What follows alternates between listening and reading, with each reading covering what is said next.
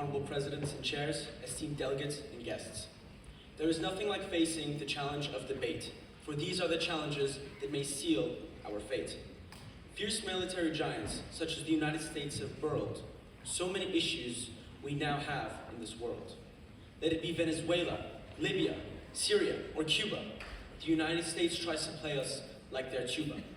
Claims of corruption to try and drag reputations through the mud, disguising that they are the ones whose hands are covered in blood.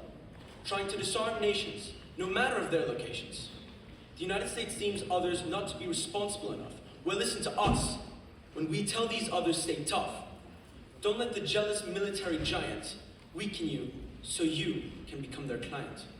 We will face many challenges over the next coming days, challenges we can overcome, we, Venezuela says. No one should silence the voices of us small. Stand with us, else this may be your downfall. Thank you.